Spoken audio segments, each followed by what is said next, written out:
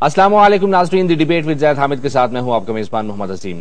پاکستان تحریک انصاف کے سربراہ عمران خان یہ واضح اعلان کر چکے ہیں کہ یوم آزادی کے موقع پر وہ نیا پاکستان تشکیل دینے کے لیے اسلام آباد کا رخ کریں گے اور یہ ملین مارچ ہوگا۔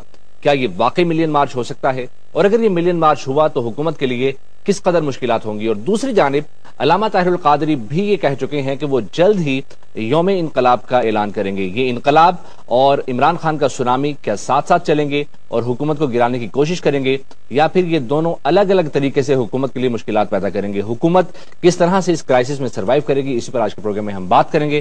ہمیشہ کی طرح ہمیں جوائن کر رہے ہیں زید حامد صاحب۔ زید حامد صاحب، آپ کو خوش آمدید کہتے ہیں۔ عمران خان صاحب جو ملین مارچ کرنے جا رہے ہیں 14 اگست کو، کیا یہ ملین مارچ ہو پائے گا؟ دیکھیے عظیم، تھوڑا سا پہلے پاکستان کی پولیٹیکل انوائرمنٹ کو ایک نظر اس پہ ذرا دیکھ لیں، ایک اجمالی نظر اس پہ ڈال لیتے ہیں کہ پاکستان اس وقت اپنی تاریخ کے نازک ترین دور سے گزر رہا ہے۔ 1971 کے بعد شاید ہمیں اتنا بڑا کرائسس کبھی فیس نہیں کرنا پڑا جتنا ہم اس وقت کر رہے ہیں۔ یہ صرف حکومت کے لیے نہیں، پاکستان کے لیے بھی میک اینڈ بریک ٹائم ہے۔ اگر اس وقت پاکستان کے اداروں نے، جن کے ذمہ داری ہے پاکستان کی جان مال عزت آبرو کی حفاظت کی، اگر وہ غلطی کر گئے تو یاد رکھیے گا کہ اب سیکنڈ چانس نہیں ہے۔ اب آپ کے پاس، جس کو کہتے ہیں you don't have the luxury of time, آپ کے پاس عیاشی کرنے کا وقت نہیں ہے کہ سال 2 سال گزر جائیں گے، دیکھیں گے 3 سال بعد جمہوریت کو ٹپا کے دیکھ لیتے ہیں، دیکھتے ہیں کہ شاید جمہوریت چلتی ہے کہ نہیں، پٹری سے اترتی ہے کہ نہیں، چڑھائے نہ چڑھائے۔ اس کا وقت آپ کے پاس نہیں ہے، اور یہ بات ہم اس لیے کہہ رہے ہیں کہ آپ کے آس پاس جو دشمن ہے، جو اس پورے مشرق وسطیٰ کو اور گریٹر مڈل ایسٹ کو تقسیم اور تبدیل کر رہا ہے، وہ جلدی میں ہے۔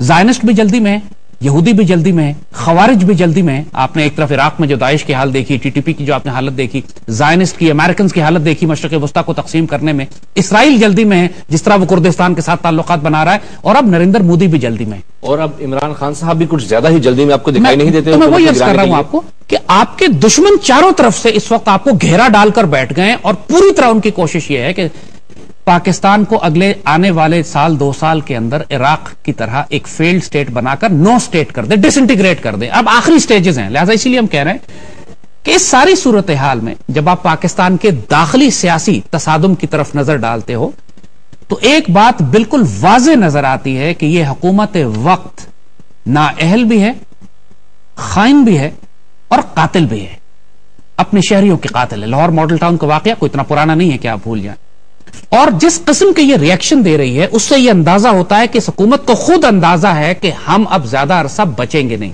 ان کے جتنے ریسپانسز ہیں پینک ریسپانس ہے۔ ایک آدمی کانفیڈنٹ آدمی ایسے بہیو نہیں کرتا، یہ جس طرح بہیو کر رہے ہیں، ایک دیوانہ کرتا ہے، ایک جنونی کرتا ہے، ایک پاگل جس کے اوپر حواس پر خوف سوار ہو کہ اب ہم ٹوٹنے پھٹنے والے، ہمیں گرایا جا رہا ہے۔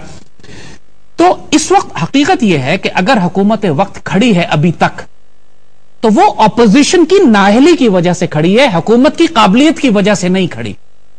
اس وقت جو سب سے بڑا بلنڈر پاکستان کی اپوزیشن پارٹیز کر رہی ہیں وہ یہ کر رہی ہیں کہ ایک دوسرے سے باہم متصادم ہے۔ پاکستان عوامی تحریک نے، ڈاکٹر طاہر القادری نے جب اسلام آباد میں مارچ کیا تھا اس وقت زرداری کی حکومت کے خلاف، تو اس وقت عمران نے ان کا ساتھ نہیں دیا۔ حالانکہ اس وقت اگر عمران ان کا ساتھ دیتے تو چند گھنٹوں کے اندر وہ حکومت فارغ ہو جاتی، کیونکہ زرداری فرار ہو چکا تھا، پرائم منسٹر کو ڈسمس کر دیا تھا سپریم کورٹ نے، پورا اسلام آباد ان کے قبضے میں تھا۔ اسی طرح اب جو عمران نے وعدہ کیا ہے کہ ہم سونامی مارچ کرنے جا رہے ہیں، ہم صاف بات کریں گے، عمران سے کہیں گے کہ اگر تم نے کوئی سینسیبل ریزلٹ نکالنا ہے تو یا تو ملین بندے جمع کرو، یا تو واقعی ملین مارچ کرو، یا پھر دوسری پولیٹیکل فورسز کے ساتھ اتحاد کرو، اکیلے نہیں کر سکو۔ کیونکہ ملین کہتے تو ہیں، یہ ڈاکٹر طاہر القادری نے بھی کہا تھا کہ ہم ملین لے کر آئیں گے، وہ 30-40 ہزار بندہ تھا وہاں۔ اور جب تک کہ یہ پولیٹیکل فورسز آپس میں متحد نہیں ہوتی اس وقت تک آپ حکومت کو گرانے یا اس کو مجبور کرنے کا آپ کامیاب نہیں ہو سکتے۔ تو زید حامد صاحب، سینسیبل ریزلٹس کیا ہیں جو عمران خان صاحب ڈرا کر سکتے ہیں اس احتجاج سے؟ دیکھیے، عمران کے پاس ابھی کوئی ایجنڈا نہیں ہے، سچی بات ہم بتائیں، نہ ڈاکٹر طاہر القادری کے پاس کوئی ایجنڈا ہے، ٹو بی ویری آنےسٹ۔ یہ بات بالکل ایک بات پہ دونوں کا اتفاق ہے، اور انفیکٹ ہمارا بھی اتفاق ہے، اور پوری قوم کا اتفاق شاید اس بات کے اوپر ہے کہ یہ حکومت وقت اس وقت ملک اور قوم کے لیے سب سے بڑا خطرہ بن چکی ہے۔ اس پہ تو کوئی ڈاؤٹ نہیں ہے، اس پہ سب ایگری کرتے ہیں، اس پر سب ایگری کرتے ہیں کہ اس نظام میں ظلم ہے، اس پر سب ایگری کرتے ہیں عدالتیں انصاف نہیں دے رہی، اس پر سب ایگری کرتے ہیں کہ ملک تاریخ کے نازک ترین دور سے گزر رہا ہے، اس پر سب ایگری کرتے ہیں کہ ملک کو عراق بنانے کی اب سازش کی جا رہی ہے اور آخری حد تک بات پہنچ چکی ہے۔ تو جہاں تک اس اگلے ایجنڈے کا تعلق ہے، اس پر اختلاف ہے۔ اور جیسے ہم نے کہا کہ دونوں کو واضح نہیں ہے کہ کیا کرنا ہے، کیونکہ ابھی عمران نے ساتھ ساتھ ایک سٹیٹمنٹ یہ بھی دے دیا ہے جس میں لگتا ہے کہ شاید وہ بیک ٹریک کرنے جا رہے ہیں کہ صاحب اگر میری ڈیمانڈ جو ہیں وہ مان لی جائیں تو میں ملین مارچ کینسل کر دوں گا. تو بات یہ ہے کہ ایک ڈیمانڈز ان کی مانی کبھی بھی نہیں جائیں گی. یہ ہو نہیں سکتا کہ جو فراڈ جو دھاندلی حکومت نے کی ہے وہ کھل کے کہے اور اپنی صاف شفاف کرا کے کہہ دے کہ ہاں جی ہم نے دھاندلی کی تھی، غلطی ہو گئی. کیونکہ اگر یہ دھاندلی اکنالج کر لیں گے تو پھر ان کا حکومت میں کرنے کا ویسے ہی جواز ختم ہو جائے گا. تو ان کو ایک گناہ کو اپنے چھپانا ہے، پردے ڈالنے ہیں اس کے اوپر. اور یہ بیوقوف تو بنا سکتے ہیں، کمیشن جتنے مرضی آپ بنا لیں رزلٹ کچھ بھی نہیں نکلے گا. پاکستان کی تاریخ ہے کمیشنوں سے ہوتا نہیں. تو عمران سے ہم بڑا صاف کہیں گے اگر تم نے کرنا ہے کام تو پھر مرد کے بچے بنو، کھل کے میدان میں آؤ اور ایک دفعہ فیصلہ کر جاؤ کہ کیا کرنا ہے. یہ عورتوں کی طرح انڈیسائسو ہو کے آگے پیچھے شرطیں لگانا، یہ شرطیں ورتے تم سب دے چکے ہو، اب کرو کام جو کرنا ہے. اور دوسرا طاہر القادری صاحب، چودھری نثار، جو چودھری شجاعت اور دوسرے لوگوں کے ساتھ پھر اتحاد کرو، ایک لارجر الائنس بناؤ، ایک کامن الائنس بناؤ کہ ہم نے اس حکومت وقت کو ڈسمس کرنا ہے. لیکن زیاد حامد صاحب، قادری صاحب تو خود سے کہہ چکے ہیں کہ ان کے انقلاب کو کسی سونامی کی ضرورت نہیں ہے، تو پھر خان صاحب کیسے اتحاد کریں گے؟ قادری صاحب بھی یہاں غلطی کر رہے ہیں، کیونکہ یہ تاریخ ان کا جو ماضی ہے وہ بتا رہا ہے، ان کی تحریکوں کا ماضی بتا رہا ہے کہ یہ اکیلے نہیں چل سکیں گے. ان کے جو بچے ہیں، ان کی جو فالوورز ہیں، بہت مہذب اور شریف لوگ ہیں، اچھے لوگ ہیں، اور قتل و غارت، مار دھاڑ، پولیس سے مقابلہ کرنا یہ ان کی سرشت میں نہیں ہے. ان لوگوں کا تربیت اس طرح نہیں ہوئی کہ یہ قتل و غارت کریں، غنڈہ گردی کریں. جیسے ہم نے کہا عمران کے پاس تھوڑے سے اسٹریٹ فائٹرز ہیں، اس کے جو غنڈہ گرد عناصر ہیں، عمران کے پاس ہیں، کراچی میں بھی ہیں، باقی جگہوں پہ بھی، فرنٹیئر میں بھی، آگے پیچھے ان کے پاس اسلحے بھی نکلے ہیں، ان کے لوگوں لڑتے بھی ہیں، ان کے پاس فائٹرز بھی ہیں. اور اس میں کوئی شبہ نہیں ہے کہ اگر طاہر القادری صاحب کے ورکرز کو کمپیئر کریں عمران کے ورکرز سے، تو عمران کے ورکرز جو ہیں جن کو کہتے ہیں یہ اسٹریٹ فائٹرز ہیں، دے آر مور وائز. اس پہ برگر قوم بھی ہے لیکن لڑنے والے بھی ہیں. مگر بات یہ ہم جو بات کر رہے ہیں کہ حکومت وقت کو گرا کر ان کا اگلے آبجیکٹیوز کیا ہیں. جیسے ہم نے بات کہی تھی کہ 3 یا 4 رستے آپ کے سامنے ہوں. زیادہ ہمیں سب حکومت گرانے کا عمل تو بعد میں آئے گا، پہلے ہمیں یہ دیکھنا ہوگا کہ یہ اس پوزیشن میں ہے کہ حکومت گرا سکیں. میں نے عرض کیا نا آپ کو کہ یہ تو اگر ان میں سے کوئی 20,000 بندہ لے کے بھی اسلام آباد چلا جائے تو حکومت گرا دیں گے، اس میں اتنی بڑی پرابلم نہیں. حکومت کیسے گرے گی؟ دیکھیے بات یہ ہے کہ حکومتیں گرتی ہیں اپنی حماقتوں اور جہالتوں سے، حکومتیں گرتی ہیں سول ڈس اوبیڈینس موومنٹ سے. پاکستان کی تاریخ میں حکومتیں گرائی گئی ہیں اس طرح نا. حکومتیں گرتی ہیں دہشت گردی سے. اگر دہشت گردی کے واقعات اتنے زیادہ، جس طرح جنرل ضیاء الحق کی حکومت کو دہشت گردی سے ختم کیا گیا، پاکستان میں ساری مثالیں، جہاز گرا دیا ان کا، پوری حکومت ہی ختم ہو گئی، ڈسمس ہو گئی، پورے آپ کو مجبوراً آرمی کو ٹیک اوور کر کے الیکشن کرانے پڑے اور پھر جمہوریت کا دور شروع ہوا. وہ دہشت گردی کے ذریعے پاکستان میں حکومت تبدیل کی گئی. لیکن کرنٹ سینیریو میں اگر خان صاحب اور قادری صاحب بالفرض مل بھی جاتے ہیں، ملین مارچ ہو بھی جاتا ہے، تو پارلیمنٹ کے اندر تو نمبرز پورے ہیں میاں صاحب کے پاس، ان کی حکومت پارلیمنٹ کے اندر تو تبدیل نہیں ہو سکتی. سوال پارلیمنٹ کی نہیں ہے. اگر صرف ماڈل ٹاؤن کی رکاوٹیں ہٹانے پہ یہ حکومت 14 بندے گرا سکتی ہے، تو یہ اس وقت سب کو اندازہ ہے کہ یہ حکومت اس وقت وائلنٹ ہوئی ہوئی ہے، ایک پاگل بھینسے کی طرح جس کو کچھ سمجھ میں نہیں آ رہا ہے کہ ہم نے کیا کرنا ہے، جو سامنے آئے اس کو بلڈوز کر دو. جب بھی آپ نے دیکھا کہ پہلی دفعہ عمران نے اتنا انپریسیڈنٹڈ تھریٹ دیا ہے، جس کو ایکچولی لوگوں نے تارا مسیح کا نام دینا شروع کر دیا اس کو، کہ صاحب جو پولیس والا میرے ہاتھ لگا اس کو میں خود اپنے ہاتھوں سے پھانسی دے دوں گا. ظاہر ہے کوئی پولیٹیکل لیڈر اس طرح کی حرکت سڑک پہ نہیں کر سکتا، لیکن یہ اندازہ اس سے کریں کہ ٹیمپریچر کتنا رائز کر رہا ہے. یہ سٹیٹمنٹ آنے کا مطلب یہ ہے کہ غصہ کتنا ہے اس وقت، بیکاز پیپل آر افریڈ. لوگ ڈرے ہوئے اس بات سے، پولیٹیکل پارٹیز اس بات سے ڈری ہیں کہ اگر ہم نے سڑکوں پہ جلوس نکالا تو حکومت ہم پر فائر کروائے گی. خان صاحب فرسٹریٹڈ بھی ہیں کہیں؟ جی ہی از. جیسے عرض کیا نا آپ کو کہ یہ سٹیٹمنٹ آپ نے جو بہالپور والا جو جلسہ تھا اس میں جو لینگویج تھی، جو ٹون تھا، جو ڈیمینر تھا، یہ الفاظ استعمال کرنا کہ کسی پولیس والے نے گولی چلائی تو میں اپنے ہاتھ سے، یہ باقاعدہ آؤٹ رائٹ دھمکی ہے پولیس کو اور اسٹیٹ کے اداروں کو. اور یہ رسپانس ہے ماڈل ٹاؤن کا. میں نے عرض کیا تھا کہ ماڈل ٹاؤن حکومت کے حلق میں آ جائے گا. ماڈل ٹاؤن ان کو بعد میں، ان کی اقتدار ختم ہونے کے بعد ان کے لیے پھانسیاں بھی بنے گا، اس میں کوئی ڈاؤٹ نہیں ہے. لیکن ان کے اقتدار کو ختم کرنے کا ذریعہ بھی بنے گا، کیونکہ ہوگا کیا کہ اب جو پولیٹیکل پارٹیز کے لوگ جلسہ جلوس نکالیں گے تو اسلحہ لے کر جائیں گے، کیونکہ کوئی مرنے کے موڈ میں نہیں آئے گا. اگر یہ اپنی ایلیٹ فورس کو اور پولیس کو ڈپلوائے کرتے ہیں گولیاں چلانے کے لیے، تو اب یاد رکھیے گا کراؤڈ میں سے بھی فائر آئے گا اور جینوئن فائر آئے گا. کیونکہ اب لوگ، جو عمران کا یہ تھریٹ ہے، اس تھریٹ نے لوگوں کے ہاتھ کھول دیے ہیں. ان کے پارٹی ورکرز کو بتا دیا ہے کہ جی اب ہمارا، جب امیر یہ کہہ رہا ہے، ہمارا جو لیڈر ہے وہ یہ کہہ رہا ہے کہ پولیس والے کو پکڑ کے وہیں اپنے ہاتھ سے ظاہر ہے عدالتی پروسیس کے ذریعے پھانسی تو نہیں دے گا نا. اگر عمران پھانسی دے گا تو سڑک پہ دے گا. یہ بات پھر واضح ہے کہ خان صاحب کا سونامی ہو یا قادری صاحب کا انقلاب خونی ہوگا. دیکھیے حکومت جس طرح بہیو کر رہی ہے، وہ حکومت پرووک کر رہی ہے، بھڑکا رہی ہے. بھائی طاہر القادری صاحب کی اگر رکاوٹیں آپ نے ہٹانی تھیں تو اس کے لیے آپ کو 15 بندہ مارنا ضروری نہیں تھا نا. آپ نے اگر طاہر القادری صاحب کے جہاز کو، آپ نے اگر ان کے پروٹیسٹ مارچ کو روکنا تھا تو جہاز کو ڈائیورٹ کر کے ایک کرائسس کھڑا کرنا، پورے پنڈی اسلام آباد سے لے کے جی ٹی روڈ ہر چیز موٹر وے بند کرنے کی ضرورت نہیں تھی. حکومت اوور کل کر رہی ہے.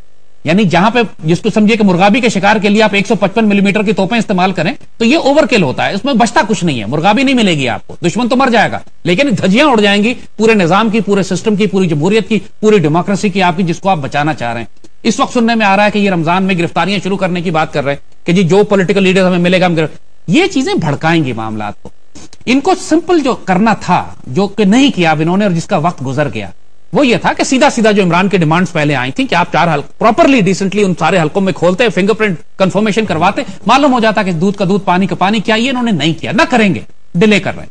تو عمران سے اسی لیے ہم بات کر رہے ہیں کہ آپ جو اگست کا مہینے میں دیر از اے ویری اسٹرانگ پاسبلٹی کہ پاکستان میں حکومت تبدیل ہو جائے, کیونکہ اگر عمران اور طاہر القادری سیریس ہیں اپنے اس پروٹیسٹ میں, چاہے الگ الگ کیوں نہ کریں, اگر یہ سیریس ہیں اور دونوں اسلام آباد کی طرف مارچ کرتے ہیں تو حکومت گرائی جا سکتی ہے اگست کے مہینے. حکومت آئین پاکستان کے تحت تبدیل ہوگی یا پھر انکانسٹیٹیوشنل موو ہوگی؟ دیکھیے آپ نیٹ پہ وہ تصویریں اویلیبل ہیں کہ جس میں آپ کو چودھری نثار صاحب, اسحاق ڈار صاحب اور یہ سارے نواز شریف کے جتنے بھی اس وقت حکمران اور منسٹرز ہیں, یہ سڑکوں پہ اسلام آباد کی جلوس نکالتے ہوئے نظر آ رہے ہیں. تو یہ تو اپنے وقتوں میں تو یہ بھی جلوس نکالتے رہے نا. بات یہ ہے کہ اس ڈیموکریٹک پروسیس کا حصہ ہے یہ کہ پولیٹیکل پارٹیز کو پولیٹیکل پروٹیسٹ کرنے کی right of assembly, right of protest, یہ آپ کی جمہوریت کا حصہ ہے, اجازت ہے, کر سکتے ہیں. حکومت وقت کو یہ اجازت نہیں ہے کہ سول پروٹیسٹرز پر گولیاں چلائے, جب تک کہ سول پروٹیسٹرز وائلنٹ ہو کے قوم کے آگ نہ لگانا شروع کر دیں اور لا اینڈ آرڈر کا کرائسس نہ ہو. ہر دفعہ ابھی تک حکومت نے ریئیکٹ کیا ہے, اوور ریئیکٹ کیا, جیسے ہم نے کہا اوور کل پہ گئے, جس کی وجہ سے تصادم شروع ہو گیا. ڈاکٹر طاہر القادری کو اس وقت زرداری کی حکومت نے روکا نہیں. آپ نے دیکھا کہ اس وقت 4-5 دن یہ لوگ اسلام آباد میں رہے, لیکن کوئی ہنگامہ نہیں ہوا, کوئی شیشہ نہیں ٹوٹا, کوئی فساد نہیں ہوا, کوئی گولی نہیں چلی, کوئی پتھراؤ نہیں ہوا, کچھ بھی نہیں ہوا. کیونکہ پروٹیسٹرز کو انہوں نے سیٹ ان کیا, لیکن آپ نے ان کو پرووک نہیں کیا, بھڑکایا نہیں. نواز شریف کی حکومت ہر سٹیپ پہ بھڑکاتی جا رہی ہے. ان کے جو گلو بٹس ہیں جو انہوں نے ہر جگہ پالے ہوئے ہیں, چاہے پولیس میں ہو, چاہے ایڈمنسٹریشن میں ہو, چاہے منسٹرز ہوں, ان کی جو گلو بٹ آرمی ہے, یہ اس کا کام ہے بھڑکانا, اس کا کام ہے معاملے کو خراب کرنا. اور نتیجتاً آپ دیکھ رہے ہیں کہ اس وقت خود نواز شریف کے اپنی پارٹی میں بھی دھڑے بنتے جا رہے ہیں. اور جب زوال آتا ہے کسی حکومت کا تو اس کی پہلی نشانی یہ ہوتی ہے کہ اس میں اندر اتحاد اور یونٹی اور اپنی صفوں کو مضبوط کرنے کے بجائے دھڑے بننا شروع ہو جاتے ہیں. اس وقت جو واضح طور پر 2-3 دھڑے بن گئے, چودھری نثار کا دھڑا الگ نظر, اب تو جسے کہتے ہیں کہ غلاظت کھل کے اب پبلک میں آ گئی ہے کہ اندر کیا ہو رہا ہے. لیکن چودھری نثار نے یہ بھی تو سٹیٹمنٹ دیا ہے کہ مسلم لیگ نواز ہی میرا گھر ہے اور یہاں پر کوئی تقسیم نہیں ہو سکتی. دیکھیے جو مرضی ہو, لیکن یہ بات اس سے کوئی ڈینائی تو اب نہیں کر سکتا نا. چیف منسٹر پنجاب کیوں بیٹھ کے گھنٹوں ان کے پاس جا کے ہیڈ لائن میں تصویریں لگی ہوئی ان کی, ان کو راضی کرنے کی کوشش کر رہے ہیں اور وہ راضی نہیں ہو رہے. اور مختلف سٹیٹمنٹس جو ان کے جو جیو کے معاملے سے شروع ہوا تھا, چودھری نثار کا سٹیٹمنٹ آرمی کے فیور میں تھا, خواجہ جو انفارمیشن منسٹر ان کا سٹیٹمنٹ کچھ اور تھا. تو یہ آپ کو اختلافات تو ان کی گورنمنٹ میں, ان کی کیبنٹ میں واضح نظر آ رہے ہیں. اور اس وقت جب تمام پولیٹیکل پارٹیز ان کے خلاف محاذ بنا رہی ہوں, جب ملک میں دہشت گردی ہو, جب فوج سے ان کے تعلقات ٹھیک نہ ہو اور ان کے اپنے اندر بھی پھوٹ پڑ جائے, تو یہ بڑی کلاسک ریسیپی ہوتی ہے کسی حکومت کو گرانے کی. آئیڈیل ٹائم ہے صحیح معنوں میں, اگر پولیٹیکل اپوزیشن کو ہم بالکل ایک انالیسس صاف دے رہے ہیں, اگر تم سیریس ہو اس حکومت کو گرانے میں تو رمضان کے بعد اگست از دی آئیڈیل ٹائم. اگر آپ نے یہ مومنٹم ضائع کر دیا, اس وقت مومنٹم بنا ہوا ہے, اگر آپ نے اگست کا مومنٹم ضائع کر دیا تو یہ حکومت پھر اپنے آپ کو سٹیبل کر لے گی. اچھا زید حمید صاحب, حکومت کو گرانے کے 3 طریقے ہمارے سامنے موجود ہیں. پہلا طریقہ تو یہ ہے کہ پارلیمنٹ کے اندر ان ہاؤس تبدیلی جسے کہا جا سکتا ہے یہ ہو جائے. دوسرا طریقہ یہ ہے کہ مڈ ٹرم الیکشن ہو جس میں موجودہ حکومت ہار جائے, کوئی اور حکومت کرنے کے لیے آ جائے. تیسرا طریقہ وہ جو ہمیشہ سے یہاں پر رائج رہا ہے کہ ٹیک اوور ہوتا ہے. تو کون سا طریقہ یہاں پر اپلائی؟ دیکھیے بات یہ پارلیمنٹ کے اندر تو کچھ نہیں ہونے والا نا, یہ بات تو بالکل طے ہے. یہ پارلیمنٹ تو ملی ہوئی ہے, سارے ان کی جو میجورٹی ان کے افراد ہیں, انہوں نے اپنی مرضی کرنی ہے. دوسرا طریقہ جو ہے مڈ ٹرم الیکشنز کا ہے کہ آپ ڈیمانڈ یہ دیں کہ مڈ ٹرم الیکشن کرائے جائیں. اور مڈ ٹرم الیکشن کے لیے جب آپ اتنا اسٹرانگ پبلک پریشر بلڈ کرتے ہیں, تو ہمیشہ دنیا کے کئی ملکوں میں ہوا ہے کہ اتنا پریشر جب بلڈ ہو جاتا ہے تو حکومت وقت کو ریزائن کرنا پڑتا ہے, استعفیٰ دینا پڑتا ہے, پرائم منسٹر استعفیٰ کرتا ہے, پریزیڈنٹ جو ہے وہ اسمبلیاں تحلیل کرتا ہے, چیف جسٹس انٹروین کرتا ہے. اس کے بہت سارے طریقے ہو سکتے ہیں کہ آپ اگر کانسٹیٹیوشن کے اندر رہتے ہوئے کرنا, آرمی چیف بھی انٹروین کر سکتا ہے, وہ تیسرے کی بات ہم بعد میں کریں گے. تو فی الحال تو ہم بات یہ کر رہے ہیں کہ آپ ڈیموکریٹک پروسیس کے اندر رہتے ہوئے. بہت دفعہ ہوا ہے, دیکھیے اسپین میں بم دھماکے ہوئے, اسپین کے اندر جو 9/11 کے بعد یا کچھ واقعے کے بعد بڑے بڑے بم دھماکے ہوئے جس میں 200-250 لوگ مارے گئے, لاکھوں لوگ سڑکوں پہ نکل آئے اور اسپین کی حکومت کو مستعفی ہونا پڑا, انہوں نے استعفیٰ دیا, نئے الیکشن کرائے گئے. تو ایک طریقہ ہوتا ہے جب لاکھوں لوگ سڑکوں پہ نکل آئیں تو حکومت وقت اپنی قوم سے تصادم کرنے کے بجائے, گولیاں چلانے کے بجائے, ان سے لڑنے کے بجائے آپ پھر عوامی مینڈیٹ کو ایکسپٹ کریں اور ریزائن کر جائیں. آپ کہیں جی ہم سے واقعی اب اتنے زیادہ جب اسلام آباد سیز ہو گیا، لاکھوں لوگ اسلام آباد میں آ گئے اور ہم حکومت نہیں چلا سکتے، تو اب ہمارا رائٹ ٹو رول اب ختم ہوتا ہے، ہم ریزائن کرتے ہیں۔ اس کے بعد مڈ ٹرم الیکشن ہوگا، پھر مڈ ٹرم الیکشن کرائیں۔ اب مڈ ٹرم الیکشن کے لیے آپ جائیں سپریم کورٹ آف فوج کے پاس اور بات کریں کہ جی مڈ ٹرم الیکشن کراؤ، یہ ان کی مرضی ہے۔ تیسرا آپشن یہ ہوتا ہے کہ اگر حکومت وقت وائلنٹلی ریئیکٹ کرے اپنی قوم کے خلاف، جیسے ذوالفقار علی بھٹو نے کیا تھا۔ ذوالفقار علی بھٹو نے قوم کا مینڈیٹ نہیں مانا، الیکشن میں ریگنگ کی، ایگزیکٹلی یہی پروسیس تھا، ریگنگ ہوئی، لوگوں نے رزلٹ نہیں مانے، لوگوں نے کہا انتخابات نہیں مانتے، انتخابات دوبارہ کروائیں، نیگوسیشنز ہوتے رہے، بھٹو نے کہا میں انتخاب دوبارہ کراتا ہوں، پھر مکر گیا، فیڈرل سیکیورٹی فورس لوگوں کے خلاف پہلے پولیس لگائی، ایف ایس ایف لگائی، پھر فوج کو بلا لیا کہ لوگوں پر گولی چلاؤ۔ یہ وہ موقع تھا جب فوج نے کہا بس اب نہیں، اور فوج ڈیسائیڈڈ ٹو ٹیک اوور۔ جب لاہور کے اندر مال روڈ پہ جب فوج سے کہا گیا کہ لوگوں پر گولیاں چلاؤ، تو 4 بریگیڈیئرز ایک ساتھ ریزائن کر گئے، اور اس وقت آرمی کا ڈسپلن خطرے میں پڑ گیا۔ ظاہر ہے فوج کبھی اپنے لوگوں پہ گولی چلائے گی نہیں، اور یہ کام ذوالفقار علی بھٹو کی سب سے بڑی حماقت تھی کہ اس نے لوگوں کو پیسیفائی کرنے کے بجائے، معاہدے کرنے کے بجائے، پولیٹیکلی اس کو ہینڈل کرنے کے بجائے، جب آپ فوج لگا کر اپنی قوم پر گولیاں چلوانے کا حکم دیتے ہیں، جو نواز شریف کرنے جا رہا ہے۔ نواز شریف نے اب تک جو کچھ کیا ہے وہ سارے نشان سائنس اس طرف جا رہے ہیں، اسی لیے عمران کو جواب دینا پڑا نا۔ عمران نے کیوں تھریٹ دیا؟ کیونکہ ایوری بڈی نوز کہ حکومت وقت اب کراؤڈ پہ گولیاں چلوائے گی، اس لیے عمران نے تھریٹ دیا کہ کسی پولیس والے نے گولی چلائی تو میں اپنے ہاتھ سے اس کو پھانسی دوں گا۔ یہ ان کی ایلیٹ پولیس جو لاہور کی انہوں نے پنجاب کی بنائی ہوئی ہے، یہ ان کی پرائیویٹ فیڈرل سیکیورٹی فورس ہے جس کو یہ استعمال کرتے ہیں، اپنے گلو بٹ سے انہوں نے بھرتی کیے ہوئے ہیں، جس کے ذریعے، اور اس کو لیڈ بھی گلو بٹ ہی کرتا ہے۔ مطلب اس میں کوئی جھگی چھپی بات اب نہیں رہ گئی ہے، پولیس پیچھے ہوتی ہے، مسٹر گلو بٹ آگے ہوتے ہیں۔ اس قسم کی حرکتیں اگر اس حکومت نے کی تو پھر فوج کے پاس اب اس کے بعد آئین نہیں ہوتا، کیونکہ آئین کے تحت حکومت وقت قوم کو گولیاں مار کے قتل نہیں کر سکتی۔ جب آپ اتنا بڑا کرائسس کریٹ کر دیں حکومت اور قوم کے درمیان، تو پھر فوج کو ایک میڈیٹر کے طور پر، ایک مسالتی ادارے کے طور پر، ایک ریفری اور امپائر کے طور پر بیچ میں آنا پڑتا ہے۔ جس طرح ہمیں سب، آپ کا انالیسس کیا ہے؟ مڈ ٹرم الیکشن ہوگا یا پھر ماورائے آئین کو اقدام اٹھایا جا سکتا ہے؟ یہ حکومت کے ریئیکشن پر ڈیپینڈ کرتا ہے۔ میں نے عرض کیا نا کہ حکومت کو تو اگست میں گرایا جا سکتا ہے، اس میں تو کوئی ڈاؤٹ نہیں ہے۔ یہ پولیٹیکل پارٹیز اکٹھی ہو جائیں، حکومت پہ پریشر ڈالیں۔ اب حکومت کا اختیار ہے کہ اس کے بعد کیا ہوتا ہے۔ اگر حکومت جمہوری طریقہ اختیار کرتی ہے اور ریزائن کرتی ہے پھر تو ٹھیک ہے، مڈ ٹرم ہو سکتے ہیں۔ حکومت وائلنٹ ہوتی ہے، آرمی آئے گی، پھر آرمی کی مرضی ہوگی۔ لیکن یہ فیصلہ، یہ اختیار کہ پاکستان کے اندر فوج دخل دے یا پاکستان میں مڈ ٹرم الیکشن ہو، یہ حکومت کا اختیار ہے۔ کس طرح ریئیکٹ کرتی ہے وہ؟ اگر قاتل، ڈاکو اور لٹیرے اور بھٹو کی طرح بہیو کریں گے تو بھٹو کی طرح ٹنگیں گے بھی، اور بھٹو کی طرح مارشل لا بھی آئے گا۔ اگر یہ ڈیموکریٹک طریقہ اختیار کرتے ہیں، عوامی مینڈیٹ کو ایکسپٹ کرتے ہیں، مانتے ہیں کہ ریگنگ کی ہے ہم نے، مانتے ہیں کہ فریش الیکشن کرانے کی ضرورت ہے، تو پھر اس صورت میں مڈ ٹرم الیکشن کرائے جا سکتے ہیں۔ اچھا زید حامد صاحب، طاہر القادری صاحب نے 2 روز پہلے جو پریس کانفرنس کی اس میں کیا کہا، ان کی باڈی لینگویج کیا تھی، اس پر ایک نظر ڈالتے ہیں۔ انہیں زبانیں بند کر لینی چاہیے، انقلاب پیک نہ ہوا ہے نہ ہوگا۔ میں نے APC صرف سنگل پوائنٹ ایجنڈا پہ بلائی تھی، میں وعدہ خلافی کرنے والا آدمی نہیں ہوں۔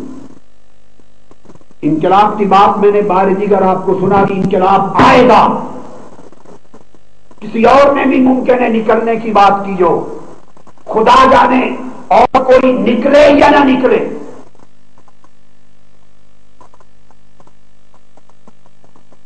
ہمارے انقلاب کا کسی سنامی پر بھروسہ نہیں ہے۔ سنامی ان کا اپنا، خان صاحب کا اپنا ایجنڈا اور اپنا پلان ہے، اللہ کرے وہ نکلیں، کامیاب ہوں، اور خدا کرے انقلاب اور سنامی کسی ایک پوائنٹ پہ جا کے ملیں، مگر انقلاب کا بھروسہ کسی سنامی پر نہیں ہے۔ خدا جانے سنامی نہ نکلے، انقلاب نکلے گا، ہر حال میں ہوگا، ہر حال میں آئے گا۔ انقلاب کو کسی طاقت کا بھروسہ پر نہیں۔ تو زید حامد صاحب، قادری صاحب کا انقلاب آ کر رہے گا؟ دیکھیے بات یہ میں نے عرض کیا کہ 2-3 باتیں انہوں نے کہی۔ پہلے تو انہوں نے یہ کہا کہ ہمیں عمران پہ اعتبار نہیں ہے کہ پتہ نہیں سونامی نکلے یا نہ نکلے، اور بات یہی ہے کہ پولیٹیکل پارٹیز اتنے یو ٹرن لیتی ہیں، جس طرح عمران نے ابھی کہہ دیا کہ میں اپنے مطالبات سے، میں پروٹیسٹ سے دستبردار ہو سکتا ہوں اگر میری باتیں مان لی جائیں، تو یہی بات جو کر رہے ہیں۔ دوسرا انہوں نے کہا کہ صاحب ہو سکتا ہے کسی موقع پہ انقلاب اور سونامی مل جائے، اور یہ وہ پوائنٹ ہے، یہ ان کی خواہش ہے، اور یہ پوائنٹ ہم بتا رہے ہیں کہ ایک پوائنٹ جس پر آپ مل سکتے ہیں وہ یہی ہے کہ حکومت وقت کو گرانے کے لیے اکٹھے ہو جائیں، اس کے علاوہ کسی اور پوائنٹ پہ آپ اکٹھے ہو نہیں سکتے۔ اور تیسری بات جو انہوں نے کہی کہ صاحب انقلاب ضرور آئے گا، ٹو بی آنسٹ انقلاب کے خد و خال مجھے بھی واضح نہیں ہے کہ وہ کیسے آئے گا، کیونکہ جیسے ہم نے بات کہی تھی کہ انقلاب کا طریقہ یہ ہے کہ जिस इंकलाब की ये बात कर रहे हैं, इसके लिए डॉक्टर साहब को हुकूमत में आना जरूरी है, और हुकूमत में इनको कौन लेकर आ रहा है ये वाजे नहीं है, क्योंकि इलेक्शन के जरिए हुकूमत में ये आ नहीं रहे। मिड टर्म इलेक्शंस को, ये जाहिर है mid term election to be honest अगर पूछें तो हम खुद भी नहीं चाहते कि मिड टर्म इलेक्शंस हों, क्योंकि इलेक्शंस का नतीजा हम देख चुके हैं। मगर बहरहाल पाकिस्तान के कॉन्स्टिट्यूशन में चूंकि आपने सवाल किया था कि अंदर रहते हुए क्या तरीका है, तो वो मिड टर्म इलेक्शंस हैं। इलेक्शन के जरिए वो इनकलाब आ नहीं सकता जिसको डॉक्टर साहब लाना चाह रहे हैं। दूसरा तरीका यह है कि फौज इनको लेकर आए, वो भी नहीं होने वाला। फौज इनको लेकर जाहिर है कि नहीं आ रही, ना इमरान कादरी साहब के पीछे नहीं, किसी के पीछे भी नहीं है, ना इमरान के पीछे है ना कादरी साहब के पीछे। और तीसरा यह कि फिर आप इमाम खुमैनी की तरह करें कि इतना बड़ा इनकलाब लाखों लोगों को सड़कों पर निकाल कर ले आए कि आप जस्टिफाई करें अपनी इमारत को, अपनी हुकूमत को, कि कहें कि लोग वाकई इन्होंने कौम के लिए कुर्बानी दी है। 14 आदमियों की कुर्बानी अभी काफी नहीं है, उसके लिए इमाम खुमैनी ने कम से कम 1 लाख 1.5 लाख बंदों की कुर्बानी दी थी, तब उन्होंने जस्टिफाई किया था रूल अपना ईरान के ऊपर।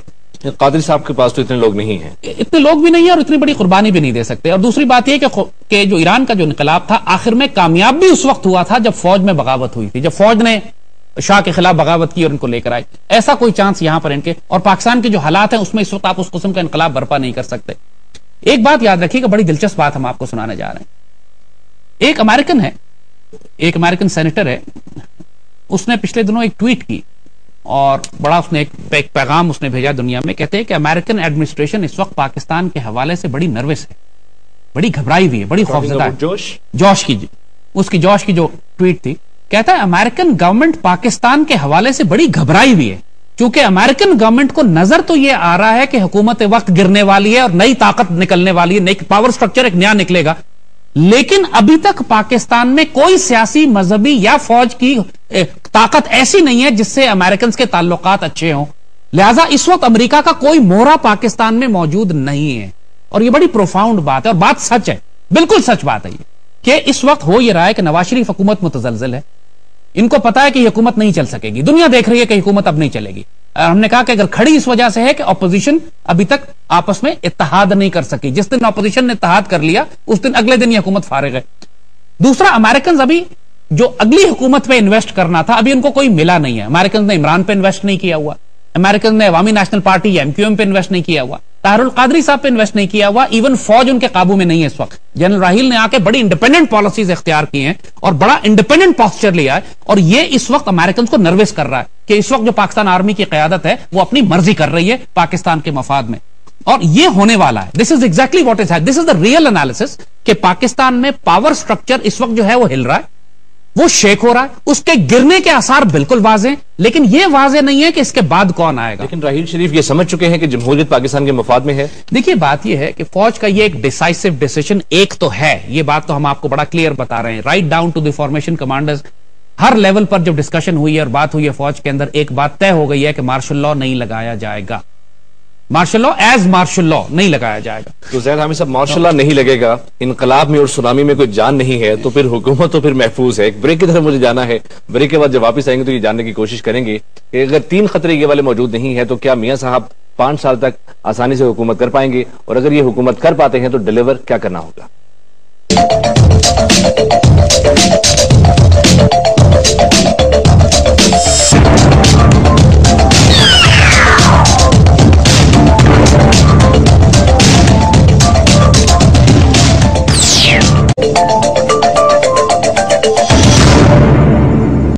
ब्रेक के बाद डिबेट विद ज़ैद हामिद में एक बार फिर से आपको खुश आमदीद कहते हैं। ब्रेक में जाने से पहले ज़ैद हामिद साहब का यह कहना था कि मार्शल लॉ का कोई इम्कान मौजूद नहीं है। इनकलाब जो कादरी साहब लाने जा रहे हैं और जो सुनामी इमरान खान साहब बर्पा करने की कोशिश कर रहे हैं उसमें भी कोई खास जान नहीं दिखाई देती। तो ज़ैद हामिद साहब, फिर तो हुकूमत महफूज हुई।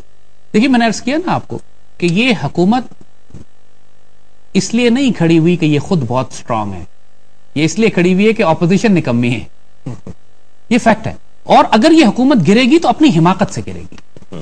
अभी तक जो कुछ इन्होंने किया है ये सिवाय खुदकुशी के और कुछ भी नहीं है। ऑपोजिशन में दम नहीं है भाई। तारुल कादरी साहब के लोगों ने तो नहीं कहा था कि 14-15 बंदे हमारे मार दो।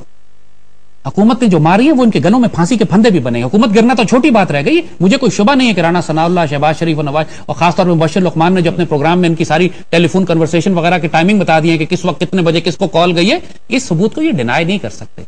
ये फांसी का फंदा बन जाएगा इनके लिए। ये सारा ऑपरेशन जो हुआ था वो डायरेक्टेड था पंजाब गवर्नमेंट राना सनाउल्लाह की तरफ से। तो बात यह है कि जो हम बात आपसे अर्ज कर रहे हैं کہ آرمی نے یہ تو طے کر لیا ہے کہ ہم مارشل لاء نہیں لگائیں گے، لیکن اس کا مطلب یہ نہ نکالیے گا کہ پاکستان میں آگ لگی ہوئی ہو، اسلام آباد میں آگ لگی ہوئی ہو، حکومت فائر کر رہی ہو پروٹیسٹرز پہ، پروٹیسٹر جوابی فائر کر رہے ہوں، ایک قیامت مچی ہو، لاشیں گر رہی ہوں اور فوج تماشا دیکھتی رہے گی. ایسا نہیں ہوگا. یہ فیصلہ حکومت وقت کو کرنا ہے کہ وہ رسپونڈ کیسے کرتی ہے. اگر وہ ایک پیسفل سویلین پروٹیسٹ کی اجازت دیتے ہیں، اور آج کے کیمرے لگے ہوئے ہیں، میڈیا ہے، اگر عمران کے لوگ بدماشی کریں گے، بدتمیزی کریں گے، ہنگامہ کریں گے تو دنیا دیکھے گی کہ یہ گناہگار ہے. تو میاں صاحب وہی رویہ اپنائیں گے آپ کے خیال میں جو زرداری صاحب نے اپنایا تھا جب قادری صاحب نے احتجاج کیا تھا؟ دیکھیے زرداری صاحب، اس کو میں صاحب نہیں کہوں گا، بہرحال زرداری جو ہے وہ بہت ہوشیار، گھنا گھاگ، جس کو کہتے ہیں کہ بارش دیکھا ہوا بھیڑیا تھا. وہ سمجھتا تھا ان معاملات کو ہینڈل کیسے کرنا ہے، اور اس کے نزدیک عزت آنی جانی چیز ہے، آدمی بغیرت ہونا چاہیے. وہ اسٹریٹجی پہ زندگی گزارتا تھا. تو اس نے کوئی ساری، آپ نے دیکھا 5 سال لوگوں نے جو گالیاں دی، جو اس کو بے عزت کیا، جو کارٹون بنایا، جو اس نے ایک جواب نہیں دیا. کہیں زرداری دور میں آپ کو کراؤڈ پہ، پروٹیسٹرز پہ، ہنگامہ کرنے والوں پہ اس طریقے سے گولیاں نہیں چلائی گئیں. وہ اس معاملے میں جیسے ہم نے کہا نا کہ شرم سے آری تھا. یا پھر یہ بھی کہہ سکتے ہیں کہ صبر کا دامن انہوں نے نہیں چھوڑا. بہرحال اب اس کو آپ اپنے خوبصورت الفاظ میں کہیے، ہم کہیں گے کہ بے شرمی میں وہ کمال پہ تھے. تو اس نے آرمی کے ساتھ بھی بالکل بنا کے رکھی، کچھ نہیں بولا، جو مرضی ہوتا رہا. اس نے ایک میمو بھی نکالنے کی کوشش کی، جو میمو اس نے نکالا، غداری اس نے کی بھی، اس کے بعد بھی بالکل بے شرم ہو کے بیٹھا رہا. افتخار چودھری کے ساتھ بھی اس نے جو معاملہ رکھا اپنا سیٹنگ کر کے، اس نے ہر ایک کو اپنی گود میں رکھا، سیٹ کر کے، کسی کو بینیفٹس دے کے، پرکس دے کے، پریولیجز دے کے، اور تصادم کی روش اس نے نہیں اختیار کی. انہوں نے آتے ہی تصادم کی روش اختیار کی ہے. بالکل اپوزٹ پالیسیز ہیں. انہوں نے آرمی سے بھی تصادم لیا آتے ہی. مسلسل اس وقت فوج کو یہ بے عزت کرنے پہ لگے ہوئے، اور آپ نے دیکھا اس کی وجہ سے ان کی اپنی صفوں میں اختلاف ہے. یعنی آپ نے خاص طور پہ اس سے پہلے جب مشرف کا کیس تھا جس کی ہم نے بات کی، جس کی وجہ سے ایک خوفناک تصادم ابھی تک جاری ہے ان کا آرمی کے ساتھ، پھر جیو والا ایشو آ گیا، پھر نارتھ وزیرستان کے معاملے پہ جو ان کے ساتھ فوج کے ساتھ اختلافات چلتے رہے.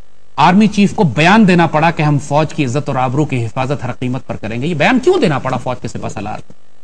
جی ایچ یو کے اندر فارمیشن کمانڈرز کو یہ بیان کیوں نکالنا پڑا کہ ہم ڈیفنس منسٹر کے بیان کو پسند سے نہیں دیکھتے؟ اس طرح کے واقعات جب ہوتے ہیں تو یہ بڑا سٹرونگ ایک سگنل ہوتا ہے کہ آپ تو نواز شریف کی حکومت کو ایک صورت میں بچایا جا سکتا تھا کہ اگر فوج ان کے ساتھ کھڑی ہو اور فوج بڑی سختی سے ڈپٹ دے پولیٹیکل پارٹیز کو کہ بکواس بند کرو.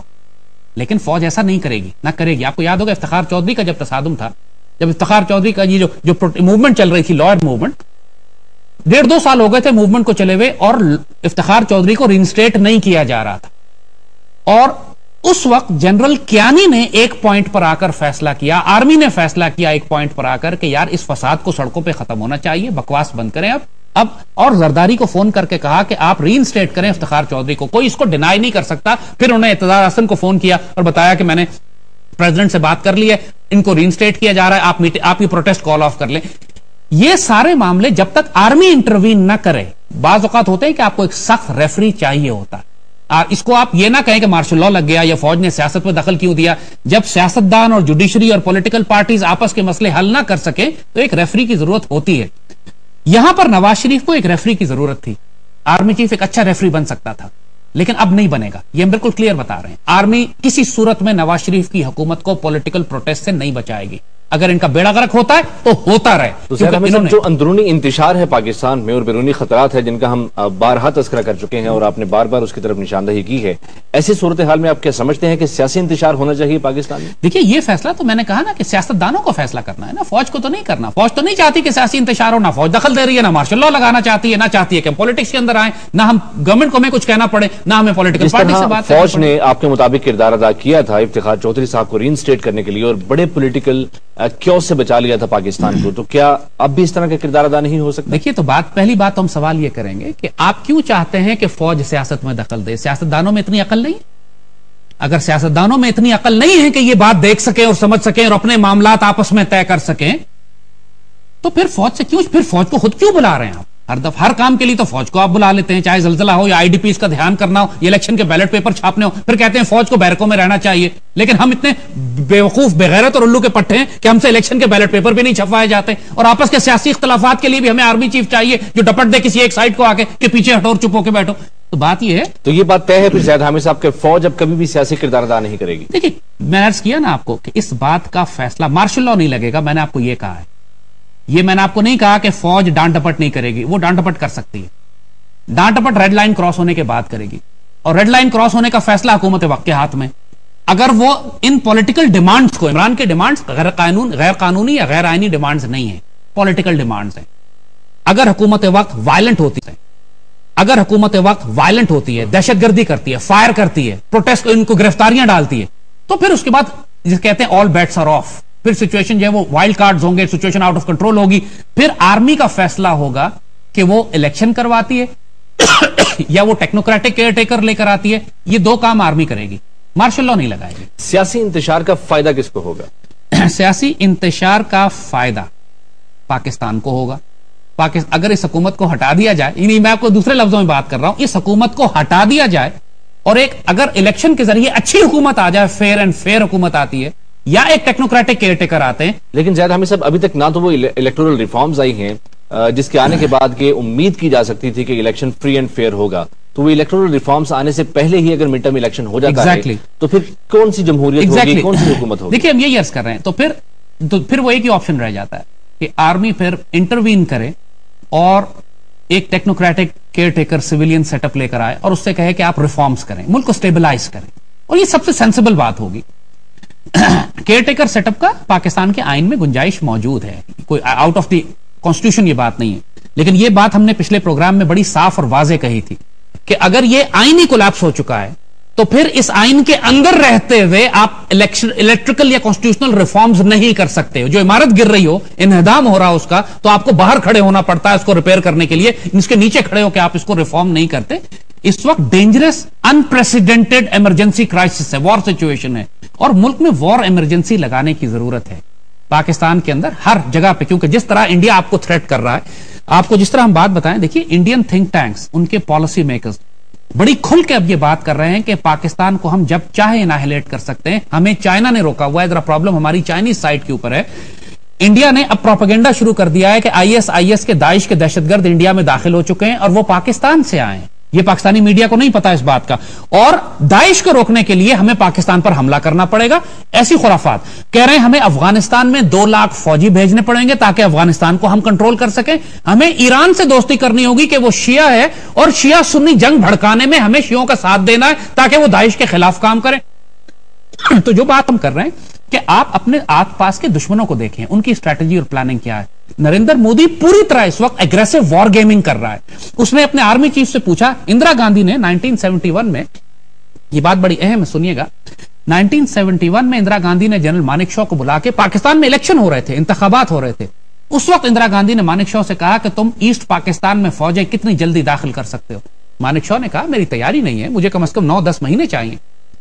اندرا گاندھی نے کہا میں تمہیں 10 مہینے دیتی ہوں، اور اس کے بعد را کو حکم دیا کہ تم مکتی بانی تیار کر کے بغاوتیں برپا کرواؤ تاکہ پاکستان آرمی کو مشرقی پاکستان میں اس وقت تک پھنسایا جا سکے. یہ کتاب ڈاکومنٹڈ کتابیں چھپ چکی ہیں. را کے ایک افسر نے کتاب لکھی ہے جس میں اس نے بتایا کہ ہم نے سیاستدانوں کو اور صحافیوں کو خرید کے مکتیبانی کیسے بنائی. عوامی نیشنل پارٹی کا تو نام لکھا ہے اس نے، کیونکہ یہ وہ ایسٹس ہیں جو اب انڈیا کے نزدیک ڈسپوزیبل ہیں، جن کو اب ضائع کیا جا سکتا ہے، کہ جو کام ان سے پچھلے 40-50 سال پاکستان کے اندر تباہی پھیلانے کا لینا تھا وہ لے چکے ہیں. اب نریندر مودی کی حکومت آ گئی ہے، ان کو پتا ہے کہ مودی کی حکومت ختم ہونے سے پہلے انہوں نے پاکستان کو انہیلیٹ کرنا ہے، نعوذ باللہ، جو ان کا پلان ہے، اور یہ وقت ضائع نہیں کریں گے. تو زیادہ ابھی جو کچھ یہ کر رہے ہیں پاکستان کے اندر، پاکستان کی پولیٹیکل پارٹیز میں ابھی بھی ان کے ایسٹس موجود ہیں. عوامی نیشنل پارٹی کا تو نام کھول کے لیا ہے انہوں نے، اپنی را کے ایجنٹ نے کتاب لکھی ہے، مشرقی پاکستان کا پورا گیم پلان سمجھایا ہے. اس کے بعد بھی پاکستان کی جو صحافتی طوائفیں ہیں وہ پاکستان آرمی کو بلیم کرتی ہیں کہ پاکستان آرمی کی وجہ سے ایسٹ پاکستان ٹوٹا. یہ کوئی ذکر نہیں کرتا کہ را اور اندرا گاندھی نے کیا پلان کیا تھا. ابھی مودی نے آنے کے بعد اپنے انڈین آرمی چیف سے کہا ہے کہ تم پاکستان میں کتنی جلدی فوجیں داخل کر سکتے ہو، کین یو بلیو اٹ؟ اور اس نے کہا ہے کہ مجھے 1 سال کا عرصہ لگے گا. مانک شا نے 9 مہینے مانگے تھے. تو اب اس کا نتیجہ یہ ہے صاحب، جب پاکستان اندرونی طور پر جنگ کا شکار ہے، آپریشن ہو رہا ہے، سیاسی انتشار بھی آئے گا، تو اس کا فائدہ پاکستان کو کیسے ہوگا؟ یہ فائدہ تو یہی ہم عرض کر رہے ہیں، یہی بات ہم عرض کر رہے ہیں. ہمیں سٹیبل حکومت چاہیے. اس وقت ڈیموکریسی امپورٹنٹ نہیں ہے، کانسٹیٹیوشن بھی امپورٹنٹ نہیں ہے، سٹیبل حکومت امپورٹنٹ ہے. ادروائز ملک نہیں بچے گا. اور یہ حکومت سٹیبل نہیں ہے، یہ انسین دیوانے پاگلوں کی حکومت ہے جو چھوٹے چھوٹے بچے مارتی ہے ریل بیریکیڈز ہٹانے کے لیے، ماڈل ٹاؤن والے واقع، جہاز ڈائیورٹ کرتی ہے، اغوا کرتی ہے. اس کی نسل کے اندر کوئی بغاوت اور کوئی پاگل پن گھسا ہوا ہے، ڈکٹیٹرشپ گھسی ہوئی ہے. کہنے کو جمہوریت ہے یہ، لیکن یہ بدترین ڈکٹیٹرشپ سے زیادہ قتل و غارت کرتی ہے. تو بات یہ ہے کہ پاکستان کو، جو ہم بات کر رہے ہیں، پاکستان کو سٹیبل حکومت چاہیے. آپ کو स्टेबल हुकूमत न मिली तो नरेंद्र मोदी महीनों में दाखिल होने वाला है। दाइश और उस तरह के दहशतगर्दों को बुनियाद बनाकर, टीटीपी को बुनियाद बनाकर ये पाकिस्तान के अंदर वो करेंगे कि जो रॉ को टास्क दिया गया था ईस्ट पाकिस्तान में करने का, जो अभी हो रहा है काम कि पाकिस्तान की रियासत को सॉफ्ट करो जब तक इंडियन आर्मी तैयार हो जाए पाकिस्तान में दाखिल होने के लिए। हमने आपको अक्टूबर से अगले साल जून तक का टाइम दिया है, and that is the time जो इंडियन, हमने आपको 4 महीने पहले ये बात कही थी, और अब इंडियन आर्मी चीफ ने एग्जैक्टली यही टाइम पीरियड कहा है। उसने कहा मुझे 1 साल दें, यानी अब जून जुलाई चल रहा है, उसने कहा मुझे अगले जून जुलाई तक टाइम दें, मैं पाकिस्तान पर हमले के लिए तैयार हो जाऊंगा। और अब इस तरह इंडिया तैयारी कर रहा है, पूरी दुनिया से असलहे की फैक्ट्रीज लगाई जा रही है इंडिया में, मुसलसल एयरक्राफ्ट कैरियर से लेकर अपनी तमाम कश्मीर तक उसने दौरा किया है नरेंद्र मोदी ने। कश्मीर में हड़ताल हो रही है, स्ट्राइक है, प्रोटेस्ट है कि नरेंद्र मोदी कश्मीर गया है और हजारों लाखों पंडितों को लाके कश्मीर में वो आबाद करना चाहते हैं ताकि मुस्लिम आबादी को वहां कम किया जा सके, वह कॉलोनीज बनाना चाहते हैं सेटलर्स की, जिस तरह इसराइल जो है फलस्तीन के इलाकों में कॉलोनीज बना रहा है, इस तरह ये हिंदू पंडितों की मुसल्लह सेटलर्स बनाने चाह रहे हैं कश्मीर में ताकि कश्मीर के अंदर तहरीक आजादी को रोका जा सके। ये सब इशारे समझें आप। ज़ैद हामिद साहब, मुझे एक ब्रेक की तरफ जाना है, ब्रेक के बाद जब वापस आएंगे तो इसी पर गुफ्तगू को मजीद आगे बढ़ाएंगे कि क्या नरेंद्र मोदी पाकिस्तान पर हमला करेगा और क्या ये ऑप्शन नरेंद्र मोदी के लिए है इस वक्त, या फिर पाकिस्तान में महज मफरूजे की बुनियाद पर यह बात हो रही है।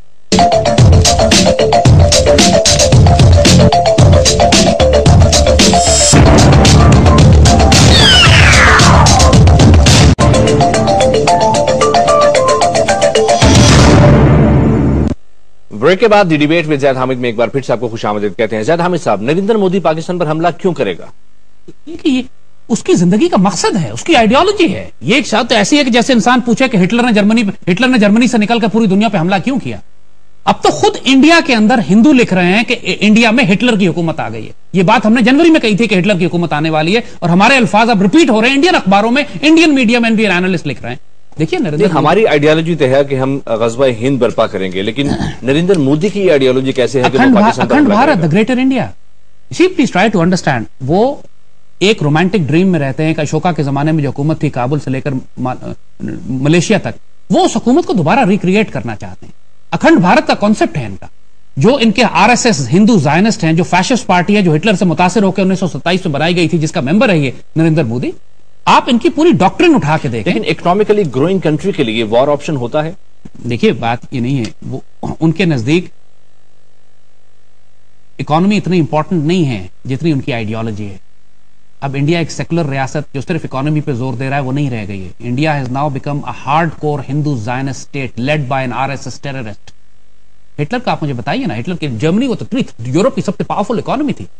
वो कौन सा मोटिव था कि हिटलर ने पूरी दुनिया से जंग कर ली? एक तरफ इंग्लैंड से जंग कर रहा है, अमेरिका से कर रहा है, एक तरफ उसने रूस पे हमला कर दिया, पूरी दुनिया आखिर में खुद भी तबाह हुआ। और यही पागलों की निशानियां होती हैं। मोदी तबाह होगा आखिर में। ये जो सब फूफा कर रहा है, इसका सर सलाख के ऊपर इंशाल्लाह अल्लाह के हुक्म से दिखाएंगे आपको लटका हुआ। लेकिन बात यह है कि इस वक्त ये तबाही मचाएगा इंडिया के लिए भी और खित्ते के लिए भी, क्योंकि एक हिटलर ताकत में आ गया है जिसका 70-80 साल पुराना ड्रीम था कि एक मर्तबा आरएसएस ताकत में आए, एटमी हथियार उसके पास हो, फौज उसके पास हो। आप जरा उसकी बॉडी लैंग्वेज तो देखें ना। कभी वो हवाई जहाज के अंदर बैठा हुआ है, कभी एयरक्राफ्ट कैरियर पर बैठा हुआ है, कभी वो जनाब न्यूक्लियर और मिसाइल प्रोग्रामों का दौरा कर इंस्पेक्शन कर रहा है, कभी रॉकेट जो आसमान पर जा रहा है उसको, जितने एग्रेसिवली उसके 99% दौरे जो हैं वो मुसल्लह अफवाज के अंदर हो रहे हैं। जिस तरह उसने पूरी दुनिया से असलहे की फर्म्स को इजाजत दी है कि इंडिया में इंडस्ट्री लगाओ ताकि इंडिया दुनिया की सबसे बड़ी industrial weapon create manufacturing power बन जाए। पूरी दुनिया उसके पास आकर अरबों डॉलर की इन्वेस्टमेंट करने की बात कर रही है। ये बातें हल्की ना लें ऑन ग्राउंड। लेकिन ज़्यादा हमें ये भी तो देखना होगा कि नरेंद्र मोदी इस हकीकत से वाकिफ है कि पाकिस्तान एक न्यूक्लियर स्टेट है और पाकिस्तान के पास कन्वेंशनल वॉरफेयर के लिए वो एसेट्स भी मौजूद नहीं है जो बाकी ममालिक के पास। इंडियन थिंक टैंक्स जो इस वक्त डॉक्ट्रिन रिलीज कर रहे हैं, जरा आप पढ़ें तो सही, आपका दिमाग खराब हो जाएगा। वो कहते हैं कि हम 1.5 अरब की आबादी है, पाकिस्तान 20 करोड़ 18 करोड़ का है। अगर पाकिस्तान हम पे मार भी देता है तो हमारे 20-30 करोड़ मर जाएंगे, कोई बात नहीं, लेकिन पाकिस्तान को तो हम सफा हस्ती से मिटा देंगे। यानी वो नंबर गेम खेल रहे हैं। वो कह रहे हैं सारे हिंदू तो मर ही नहीं सकते, हम तो 1.5 अरब है, हम बाकी रह जाएंगे, पाकिस्तान खत्म हो जाएगा। इस वक्त उनका दिमाग नहीं काम कर रहा है। प्लीज आप एक पागल और दीवाने और इंसेन, ये कुरान कहता है यतखब्बतु शैतान मिनल मस, ये वो लोग हैं जिनको शैतान ने छू के बावला किया होता है। आप लॉजिकल ह्यूमन रैशनल से इनके लॉजिक को नहीं समझ। लेकिन पाकिस्तान को तो सैनिटी का मुजाहिरा करना चाहिए और उस वक्त सैनिटी यही है कि पाकिस्तान अपने आप को इकोनॉमिकली वायबल मुल्क बनाए। देखिए उसके लिए हमें क्या करना होगा? इकोनॉमिकली वायबल मुल्क बनाने के लिए पाकिस्तान को पहली बात तो यह करनी है कि मुल्क के अंदर दहशतगर्दी को खत्म करना है ना। اگر آپ کے جہازوں پر حملہ کیا جائے گا, آپ کے ایئرپورٹس پہ جہاز گرائے جائیں گے آپ کے, تو پھر آپ اکنامکلی وائبل کیسے بنیں گے؟ اب تو ہم آپریشن کرنے جا رہے ہیں. آپریشن تو کر رہے ہیں, لیکن انڈیا کا پلان بھی تو دیکھیں نا. وہ یہ کہہ رہا ہے کہ 2 لاکھ ٹروپس ہم افغانستان میں بھیجیں گے, وہ یہ کہہ رہا ہے کہ ہم ایران سے دوستی کریں گے, وہ ہم کہہ رہا ہے کہ پاکستان میں دہشت گردی بھیجیں گے, ہم بھیجیں گے. اب فالس فلیگ آپریشن انڈیا میں ہونے والا ہے. ایک طرف تو ملیٹنٹ ایکسس ہے, دوسری طرف جیسے ہم نے بات کی کہ پاکستان کو اکنامکلی اپنے آپ کو سٹیبل کرنا ہے, جس کی پہلی شرط ہے ایک اچھی حکومت کا ہونا. اس کی ایک مثال صرف ہم آپ کو دیتے ہیں. اللہ نے پاکستان کو وسائل دیے ہوئے ہیں, وسائل کی کمی نہیں ہے. اللہ تعالیٰ نے پوری دنیا میں گولڈ کا سب سے بڑا ذخیرہ جو دریافت ہوا ہے وہ پاکستان میں ریکو ڈک میں ہوا. 2008 میں پاکستانی قوم کو پتا بھی نہیں تھا, جب ہم نے اکنامک ٹیررزم کا پروگرام نیوز 1 پہ کیا تھا, اور اس وقت ہم نے کہا تھا کہ پاکستان میں اللہ نے سونے کے ذخیرہ دیے ہیں, ریکو ڈک کا نام دیا تھا. اس وقت تک شوکت عزیز پرائم منسٹر تھا, اور پیچھے وہ ایک یہودی کمپنی کو فروخت کر چکا تھا. It was already sold. Pakistani قوم کو پتا بھی نہیں تھا, بغیر ٹینڈر کے ریکو ڈک بک چکا تھا. اور اگر افتخار چودھری نہ ہوتے تو یہ سودا ہو گیا تھا. نہیں, افتخار چودھری کی بات نہیں ہے. اس وقت بہت سارے رئیسانی کو انوالو کیا گیا تھا. رئیسانی اور افتخار چودھری کی دوستی تھی. رئیسانی کو حصہ نہیں تھا اس میں, کٹ نہیں تھا, تو رئیسانی کو بھڑکایا گیا. اس کے لیے بڑی پلان کیا گیا کہ اس معاہدے کو کینسل کروانے کے لیے. مگر ہم بات اب یہ کر رہے ہیں کہ صرف ابھی ارسلان افتخار ان کے بیٹے کو ریکو ڈک کا جو اس گولڈ مائن کا سونے کے ذخیرے کا انچارج اس چور کو لگایا گیا تھا, جس کے اوپر 1000 سکینڈل ہیں. ملک ریاض نے تو پوری پریس کانفرنس کی ہوئی ہے اس کے خلاف, اور ابھی تک وہ سارے الزامات جو مبشر لقمان نے بھی کھول کے بیان کیے ہوئے ہیں, ان سارے اپنے الزامات کا تو جواب نہیں دیا انہوں نے. پھر ملک کے خزانے ان کے حوالے کس لیے کر دیے. شکر ہے کہ ریزائن کیا اس نے. لیکن ایک بات ہم بڑی امپورٹنٹ کہنے جا رہے ہیں. دیکھیے, ریکو ڈک ایک اسٹریٹجک پروجیکٹ ہے. اس بات کو اچھی طرح سمجھیے گا. اسٹریٹجک پروجیکٹ کس کو کہتے ہیں؟ پاکستان کا نیوکلیر اور میسائل پروگرام ایک اسٹریٹجک پروجیکٹ ہے. پاکستان کا جو یورینیم پروجیکٹ ہے, ہم ریت چھان کے یورینیم بناتے ہیں, اور یورینیم سے پھر ہم پلوٹونیم بناتے ہیں کہ جو ہمارا فیول بنتا ہے جس سے ہم ایٹم بم بناتے ہیں. یہ سارا کام ہم پاکستان کے اندر کر رہے ہیں. ہمارے پاس صلاحیت ہے. یورینیم انریچمنٹ, ہم ریت سے پلوٹونیم بناتے ہیں, پیوریفائڈ. تو جو ریکو ڈک میں گولڈ ہے اس کی ایسٹیمیشن جو ہے, اندازہ جو ہے وہ $500 ارب ہے, رف ایسٹیمیٹ. پاکستان پر جو سال کا ہمارا بجٹ ہے جس پر پورا پاکستان چلتا ہے وہ کوئی $30-40 ارب ہے. اس سے اندازہ کریں 10 سال کا پاکستان کا بجٹ اس تھوڑے جانا ہے. حکومت وقت اس کو کوڑیوں کے مول, اگر آپ $100 ارب میں بھی اس کو بیچ دیں گے, $50 ارب میں بھی بیچ دیں گے, تو یہ کوڑیوں کے مول ہوگا. ہم یہ کہتے ہیں, بات پوری قوم سے کہہ رہے ہیں, حکومت وقت سے کہہ رہے ہیں, پاکستان آرمی کے سپاہ سالار سے کہہ رہے ہیں, ریکو ڈک کو اسٹریٹجک پروجیکٹ ڈکلیئر کریں اور اس کو ایس پی ڈی کے حوالے کر دیں. ایس پی ڈی وہ ڈپارٹمنٹ ہے ہمارا, اسپیشل پروجیکٹس ڈویژن, جو پورے یورینیم کھودنے سے لے کر نیوکلیر اور میسائل پروگرام تک یہ سارے کام ایس پی ڈی کے پاس ہیں. سونا نکالنے کا کام پاکستان کا, ہمارا پورا آئل اینڈ گیس تو اللہ نے دیا ہے جس پہ آپ کھدائی نہیں کر رہے, لیکن گولڈ ایک ایسی چیز ہے جو بڑے آسانی سے نکالی جا سکتی ہے. ریت چھاننے کا کام ہے, ریت چھانے آپ اور اس میں سے سونا نکالیں. اور یہ سیندک میں آلریڈی یہ پروجیکٹ چل رہا ہے. سیندک کے اندر تو چائنیز کو آپ نے ٹھیکہ دیا ہوا ہے, اور پاکستان کو کچھ نہیں مل رہا. وہ کوڑیوں کے مول کمیشن کھا کے وہ چینیوں کو بیچ دیا, اور چینی اس سے سونا نکال کے لے جا رہے ہیں ہمارا, اور ہمیں کچھ بھی نہیں مل رہا. اور یہ کوئی ایسی خفیہ ٹیکنالوجی نہیں ہے جو ہم خود نہ نکال سکتے ہوں. جیسے عرض کیا, آپ اس پروجیکٹ کو پوری قوم اس میں آواز اٹھائے, پولیٹیکل پارٹیز اس میں آواز اٹھائیں. غیر ملکی یہودی کمپنیوں کو ٹینڈر کرنے کی ضرورت نہیں ہے. اس کو ایس پی ڈی کو دیں جو ہمارے نیوکلیر اور میسائل پروگرام بنا سکتا ہے, یورینیم انریچ کر سکتا ہے, پلوٹونیم بنا سکتا ہے, وہ ریت چھان کے سونا بھی نکال سکتا ہے. پاکستان کو صرف سینڈک کا سونا جو ہے آپ کے قرضے بھی اتارے گا. آپ کے پاکستان کو آپ اتنا خوشحال کر سکتے ہیں کہ اللہ کے فضل و کرم سے دنیا کی عظیم ترین طاقت ہو, آپ کو کوئی قرضہ لینے, کسی سے باہر سے تجارت کرنے کی بھی ضرورت نہیں ہوگی. اللہ نے وسائل اتنے آپ کو دیے ہیں. لیکن اہم بات یہ ہے کہ حرام خوروں کو اس کا انچارج نہ بنائیں, یہودی کمپنیوں کو فروخت نہ کریں, اپنے ہاتھ میں رکھیں. ایس پی ڈی کو دیں جس کا ٹریک ریکارڈ ہے پاکستان کے اندر کام کر کے ایٹمی طاقت پاکستان کو بنانے کا. ٹیکنالوجی سائنٹسٹ, میٹلرجی سائنٹسٹ سب موجود ہے ملک کے اندر, اس کو استعمال کریں. اور یہی ہم عرض کر رہے ہیں. آپ نے جو سوال کیا تھا کہ پاکستان اپنی اقتصادی حالت کو کیسے ٹھیک کرے, اس کے 2 طریقے ہیں. لا اینڈ آرڈر بہتر کریں. لا اینڈ آرڈر بہتر کرنے کے لیے فوج کو جنگ کرنی ہے, اس سے بھی پہلے آپ کو ملک کے اندر حکومت بہتر لانی ہے. اور اس کے لیے اگر فوج کو ٹیکنوکریٹک کیئر ٹیکر گورنمنٹ لانی پڑتی ہے تو لائیں. اس وقت یہ بحث نہ کریں کہ کانسٹیٹیوشن کیا کہتا ہے, یہ بحث نہ کریں کہ جمہوریت کو بچانا چاہیے یا پٹری سے اترنا چاہیے. ملک ہی نہیں رہے گا, اللہ نہ کرے ان خرافاتی بحثوں میں پڑے رہیں گے. تو نہیں, زیادہ صاحب ملک تو بالآخر رہے گا ہی, اس ملک کو تو کچھ بھی نہیں ہو سکتا. لیکن سوال اب یہ ہے کہ ریکو ڈک جس کی آپ نے بات کی, نہ تو پرویز مشرف اس منصوبے پر عمل درآمد کرا سکے, نہ زرداری رجیم کرا سکی, نہ ہی میاں صاحب کی حکومت کی کوئی خاص توجہ ہے. میں وہی عرض کر رہا ہوں نا آپ کو بات کی. یہ 2008 میں جب شوکت عزیز نے فروخت کر دیا تھا اس کو پیچھے, اس وقت پوری قوم میں کسی کو پتہ ہی نہیں تھا. مشرف کا ہی دور تھا, شوکت عزیز یہ بڑی خیانت کر کے گیا تھا. اسٹیل مل کو بھی اس نے فروخت کیا 21 ارب روپے میں سپریم کورٹ میں. تو فوج کے ایک سابق سپہ سالار نے ملک کے خلاف سازش کی تھی. اس کو پتا بھی نہیں تھا مشرف کو. یہ ساری کارروائیاں پرائم منسٹر کر رہا تھا. شوکت عزیز 100% صاحب یہ تو وہی بات ہے کہ ماڈل ٹاؤن ہو اور ہم یہ کہیں کہ وزیر اعلیٰ کیل میں نہیں تھا. نہیں یہ بات نہیں ہے. دیکھیے سینڈک کا سودا ہو رہا ہو پاکستان میں, پرویز مشرف کیل میں نہ ہو. پاکستان میں دیکھیے اس کو یہ پتہ ہی نہیں ہے باتیں. سکوک بانڈ پتہ ہوگا بھی تو پھر وہ گناہگار ہے, ذمہ دار ہے, بلا کے پوچھ لیجیے. سکوک بانڈ بیچے گئے, اسٹیل مل فروخت کی گئی, یہ سب مشرف کی مرضی سے نہیں ہوئی, پرائم منسٹر کر رہا تھا. شوکت عزیز ٹیکنوکریٹ کو بلا کے اس نے بٹھایا تھا, اس نے کیبنٹ بنائی تھی, کہا تھا پورا ملک چلاؤ. اس وقت مشرف کی اسٹریٹجی بالکل بدل چکی تھی. لیکن بات ہم یہ کر رہے ہیں کہ اس کے بعد زرداری دور پورا آیا, اب نواز شریف کا دور آیا. ایک کامن سینس اور سمپل بات ہے, اللہ نے 500 سے زائد ارب ڈالر کا خزانہ تمہارے ہاتھوں میں دیا ہوا ہے, تم یہودیوں کو فروخت کیوں کرتے ہو؟ تمہیں کس کی لعنت لگی ہوئی؟ یہ بڑے خوش ہیں کہ سر 100 ارب ڈالر کی بڈز آ گئی. ارے بابا وہاں تو 500 ارب ڈالر کا سونا رکھا ہے, 100 ارب ڈالر کے بڈ پہ تم فروخت کیوں کرتے ہو ملک اور قوم کی عزت اور آبرو کو؟ اور بہت سی بائی پروڈکٹس اور پھر یہ تو 500 تو رف ایسٹیمیٹ ہے, چاہے ٹریلینز آف ڈالرز میں ہو. اور بات یہ ہے کہ یہی وہ وجہ ہے کہ دشمن بلوچستان الگ کرنا چاہتا ہے, کہ تیل اور گیس بھی وہاں پہ ہے, سونا بھی وہاں پہ, اور پھر گوادر کی پورٹ وہاں پہ, اور پھر سینٹرل ایشیا کے رستے وہاں پر ہیں. اس لیے بلوچستان کی حفاظت کریں خاص طور پر, کیونکہ بلوچستان یہ اسی لیے آپ کو یاد ہوگا پاکستان کے سارے صوبے اللہ نے قائم پاکستان سے جوڑے. بلوچستان کے معاملے میں خود سیدی رسول اللہ نے خان آف قلات کو حکم دیا تھا کہ خواب میں کہ آؤ اس کو پاکستان سے جوڑو, اور یہ اللہ کے رسول کے حکم سے جڑا ہوا ہے. انشاءاللہ اللہ کبھی نہیں ہوتا, لیکن دشمنوں کی سازشوں سے ہمیں نقصان پہنچ سکتا ہے. تو یہ بات جو ہم اس وقت کر رہے ہیں کہ اس وقت لازم بات ہے پاکستان کی پولیٹیکل پارٹیز بھی اس بات کو سمجھیں, فوج بھی اس بات کو سمجھے کہ پاکستان کو ایک سٹیبل حکومت چاہیے.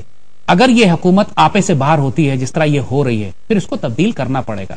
اس کے لیے کم از کم ڈاکٹر قادری اور عمران کو مل جانا چاہیے. سونامی اور انقلاب کی باتیں بعد میں کریں, فی الحال ایک سنگل پوائنٹ ایجنڈا رکھیں کہ حکومت کو تبدیل کریں. اس کے بعد بے شک آپ آل پارٹیز کانفرنس بلاتے رہیں کہ مڈ ٹرم کرنا ہے, کہ انقلاب کیسے لانا ہے, کہ کیئر ٹیکر کیسے لانی ہے, وہ آپ بعد میں کرتے ہیں. یہ بھی تو ممکن ہے کہ ملک کی نازک صورتحال کو سمجھتے ہوئے پاکستان کی تمام سیاسی جماعتیں جو حکومت میں ہیں, اپوزیشن میں ہیں, وہ مل جائے اور ملک کی بہتری کے لیے کام کریں. دیکھیں ہو جائے تو اچھی بات ہے, کس نے روکا ہے, لیکن یہ ملیں گی نہیں. نقصان بہت ہو چکا ہے. اتنے سارے قتل و غارت کے بعد, اتنی ساری خانہ جنگی کے بعد, خود حکومت میں پھوٹ پڑی ہوئی ہے, خود فوج کے خلاف یہ کھڑے ہوئے ہیں. دیکھیے آثار ہوتے ہیں, آثار آپ کو یہ بتاتے ہیں کہ آئندہ آنے والے وقتوں میں یہ اصلاح کرنے والے ہیں اپنی یا نہیں, یا سمن بکمن امیون اندھے گونگے بہرے کی طرح یہ چلنا چاہتے ہیں. ان کے آثار یہ نہیں بتا رہے, یہ کنفرنٹیشن اور تصادم کی سیاست پہ جانا چاہتے ہیں. ان کے آپس میں بھی پھوٹ پڑی ہوئی ہے, اور یہ پاکستانی قوم کو اپنی فوج سے ٹکرانا چاہیں گے آخر میں, کہ فوج سے کہیں گے کہ گولی چلاؤ قوم کے اوپر. فوج یہ ایسا نہیں کرنے جا رہی. اس سے بہتر ہے فوج کے لیے کہ حکومت کو ہٹا کر ٹیکنوکریٹک گورنمنٹ لے آئے. اس کا جیسے ہم نے عرض کیا فیصلہ حکومت وقت کے ہاتھ میں.